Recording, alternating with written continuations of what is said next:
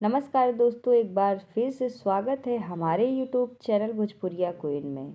दोस्तों, एक बार भगवान विष्णु से मिलने माता लक्ष्मी जाती हैं और कहने लगती हैं, प्रभु, जब मैं आपसे मिलने आ रही थी तो मेरी नज़र मृत्यु लोक पर पड़ी।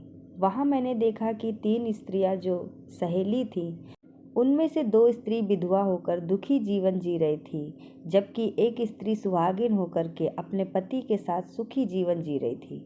प्रभु, यह बात मेरी समझ में नहीं आई, इसीलिए मेरे मन में 3 प्रश्न आए हैं। अब मैं आपसे यह चाहती हूँ कि आप मेरे तीनों प्रश्नों के उत्तर देकर मुझे संतुष्ट करने की कृपा करें।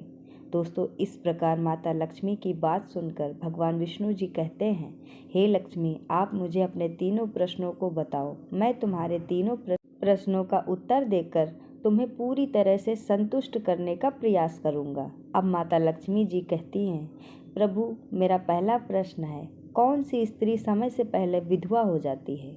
और मेरा दूसरा प्रश्न है, कौन सी स्त्री का जीवन कभी भी सुखी नहीं रहता है? और मेरा तीसरा प्रश्न है कि कौन सी ऐसी चीज़ है जो एक स्त्री अपने पति को मांगने से भी नहीं देती है? इस प्रकार माता लक्ष्मी जी के प्रश्नों को सुन करके भगवान विष्णु जी कहने लगे, तुम जिन स्त्रियों की बात कर रही हो, उनमें से जो 2 स्त्रियां हैं जो विधवा होकर दुखी जीवन जी रही हैं, और वहीं पर एक स्त्री सुहागिन होकर अपने पति के साथ सुहागन होकर सुखी जीवन जी रही है। तुम जानना चाहती हो कि आखिर ऐसा क्या है, क्यों है? तो मैं तुम्हें एक छोटी सी कहानी सुनाता हूँ। इस कहानी को बहुत ध्यान से सुनना। आधी अधूरी कहानी सुनने वालों को आधा अधूरा ज्ञान ही प्राप्त होता है, जो जीवन में कभी भी काम नहीं आता है। और तुम्हारे तीनों प्रश्नों के उत्तर इसी छोटी सी कहानी में समाये हुए हैं। यदि तुमने ध्यान से सुना तो तुम्हारे तीनों प्रश्नों के उत्तर तो अवश्य ही मिलेंगे और तुम्हारी संतुष्टि भी प्राप्त हो जाएगी। दोस्तों, माता लक्ष्मी जी कहती हैं, प्रभु, मैं आपकी बात से सहमत हूँ। कहानी शुरू करो। मैं कहानी को पूरे मन से सुनूंगी, और जब तक आप कहानी को बोलोगे तब तक मेरा मन किसी दूसरे स्थान पर नहीं जाएगा। तो दोस्तों, कहानी शुरू करने से पहले आपसे रिक्वेस्ट करते हैं कि वीडियो को लाइक कर दीजिए। अगर चैनल पर नए हैं तो चैनल को सब्सक्राइब करना नहीं भूलिएगा, और कमेंट बॉक्स में जय माता लक्ष्मी ज़रूर लिख दीजिएगा। तो दोस्तों, भगवान विष्णु जी कहते हैं, हे लक्ष्मी, सबसे पहले मैं तुम्हें उस स्त्री की कहानी सुनाता हूँ जो सुहागिन बनकर के सुखी जीवन जी रही है। जिस सुहागिन स्त्री की तुम बात कर रही हो, वह सुहागिन स्त्री एक राजा के नौकर की पत्नी है। और जिस नौकर की वो पत्नी है, उस नौकर को अपनी पत्नी पर पूर्ण विश्वास और भरोसा है कि वह पतिव्रता है, जिसकी चर्चा वह अपने साथियों में बार बार करता रहता है। देखो, एक दिन की बात है, उस राजा के नौकर ने अपनी पत्नी की प्रशंसा इतनी की कि यह बात धीरे धीरे राजा के महल तक पहुंच गई। तो फिर राजा ने अपने नौकर को बुलाया और उससे कहा कि तुम हर किसी को कहते हो कि तुम्हारी पत्नी पतिव्रता है, क्या वास्तव में तुम्हारी पत्नी पतिव्रता है? इस प्रकार राजा की बात सुन कर के नौकर कहने लगा, महाराज, मुझे पूर्ण विश्वास है, और पूर्ण से भी ज़्यादा विश्वास है कि मेरी पत्नी पूरी तरह से पतिव्रता है। तो इस बात पे राजा का महामंत्री कहने लगता है, यदि मैं तेरी पत्नी का पतिव्रत धर्म खंडित कर दूं तो तुझे क्या सजा मिलनी चाहिए? फिर नौकर ने कहा, यदि तुम मेरी पत्नी का प्रतिव्रत खंडित कर देते हो तो महाराज, मुझे फांसी लगा देना। और फिर नौकर बोला, महाराज, यदि मेरी पत्नी का पतिव्रत खंडित नहीं कर पाए तो इनको सजा क्या मिलनी चाहिए? तो राजा ने कहा, मंत्री को भी फांसी दी जाएगी। फिर भगवान विष्णु जी कहते हैं, लक्ष्मी, मंत्री ने स्वीकार कर लिया और बोला, मैं ऐसा क्या लाऊं जिससे तू माने कि मैं तेरी पत्नी का पतिव्रत खंडित करने में सफल हुआ? तो नौकर ने कहा, मंत्री, यदि तुम मेरे घर पर जाकर मेरे विवाह के समय में एक पटका मिला था और एक कटार मिली थी, वह मेरी पत्नी ने बहुत ही संभाल कर रखी है, क्योंकि वह सुहाग की निशानी मानी जाती है। यदि तू पटका और कटार लाके दिखा दे तो मैं मान जाऊंगा कि तूने मेरी पत्नी का धर्म पूरी तरह से नष्ट कर दिया है। अब शर्त स्वीकार होने के बाद में वह मंत्री शहर जाता है, और वहाँ अपने स्वार्थ के लिए वह एक द्वितीय को बुलाता है, और द्वितीय से कहा, देखो, इस नाम का एक व्यक्ति है, उससे मेरी शर्त लगी है, और उसने उसको शर्त के बारे में सारा कुछ बता दिया और वह द्वितीय से कहने लगा कि तू कैसे भी करके उस स्त्री से मेरा संपर्क करवा दे। तुझे जीवन में जितना भी धन चाहिए मैं उतना धन दूंगा। इस प्रकार मंत्री की बात सुन के द्वितीय कहने लगी, भाई तू उस औरत के बारे में बात ही मत कर। वह स्त्री पूरी तरह से पतिव्रता है। वह तेरी शक्ल भी नहीं देखेगी। उसके परिवार के व्यक्ति खूंखार हैं, तेरी खाल उधार लेंगे। तो मंत्री कहने लगा, ठीक है, यदि तू मेरा उससे संपर्क नहीं करवा सकती तो एक काम कर दे, उसके घर जाकर पटका और कटार चुरा के ला दे और उसके पत्नी के गुप्त अंग में यदि कोई चिन्ह हो तो वह चिन्ह भी मुझे देखकर बता दे, फिर मैं तुझे मुंह मांगा इनाम दूंगा। वह बात द्वितीय के समझ में आ गई और उसने कहा, ठीक है, मैं तुम्हारा काम अवश्य करूंगी। नौकर शहर में रहता था। द्वितीय नौकर के घर जाती है।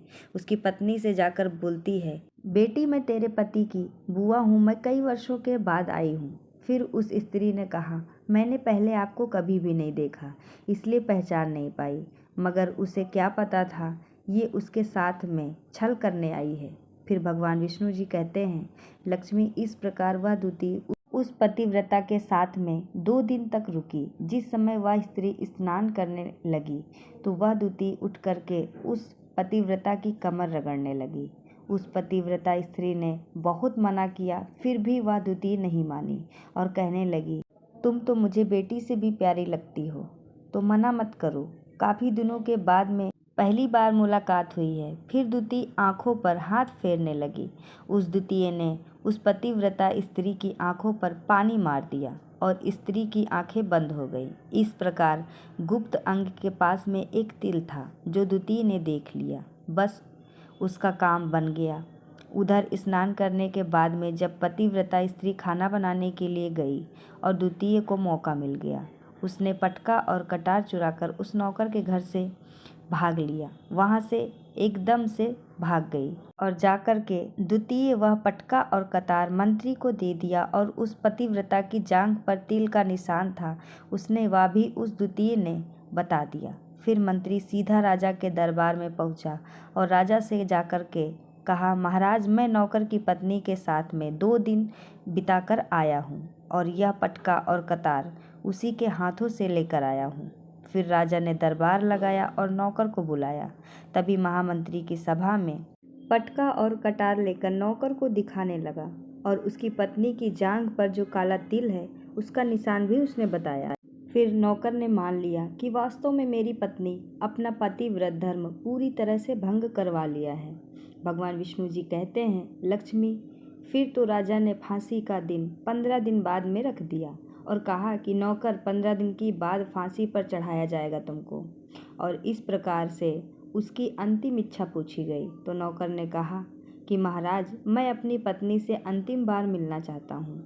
इस प्रकार राजा ने उस नौकर को आज्ञा दी कि तुम अपनी पत्नी से मिलकर के आ सकते हो। फिर नौकर अपने घर गया, अपनी पत्नी से कहा कि तुमने मेरे साथ बहुत बड़ा विश्वासघात किया। मैंने तुम्हारे विश्वास पे मंत्री से ऐसी शर्त लगाई थी कि राजा के दरबार के सामने मैंने कहा कि मेरी पत्नी का पतिव्रत धर्म अगर कोई नष्ट कर दे तो मुझे फांसी लगा देना। अब मुझे 15 दिन के बाद में फांसी लगा दी जाएगी। मेरे साथ विश्वासघात करके तुमने अच्छा नहीं किया। फिर पतिव्रता स्त्री ने अपने पति को सारी बात बताई, मगर उसके पति ने विश्वास नहीं किया। और फिर नौकर राजा के दरबार में पहुंचा तो राजा ने फिर से उसे कैद में डलवा दिया।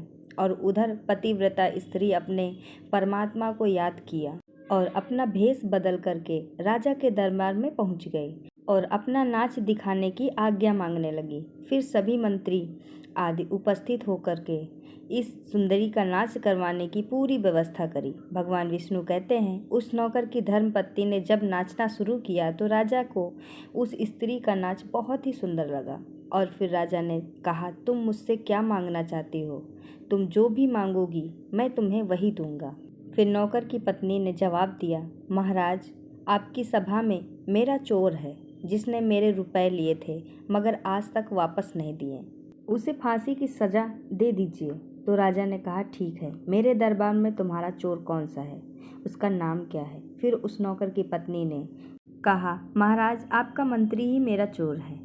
तब जैसे ही मंत्री ने सुना कि यह सुंदरी मुझे अपना चोर बता रही है, तो मंत्री ने कहा, महाराज मैं कसम खाकर कहता हूँ कि मैंने इसका कभी कुछ नहीं चुराया है। मैंने इसे आज तक कभी इसे देखा ही नहीं, तो मैं चोरी कैसे कर सकता हूँ। तो दोस्तों, जैसे ही मंत्री ने कहा कि मैंने आज तक सुंदरी को देखा ही नहीं, आज तक इसकी शक्ल ही नहीं देखी, तो वह सुंदरी कहने लगी कि महाराज ये मंत्री मुझे जानता ही नहीं, तो यह पटका और कतार कहाँ से लाया था। मैं उस नौकर की पत्नी हूँ जो आपके यहाँ नौकरी करता है और आप मेरे निर्दोष पति को फांसी चढ़ाने वाले हैं। अब मैं आपको सच्चाई बताती हूँ। यह जो मंत्री है, इसने मेरे पास अपनी एक द्वितीय को भेजकर मेरे जांग का तिल पता लगवाया और उसी ने यह पटका और कतार चुरा करके इसको ला करके दे दिया।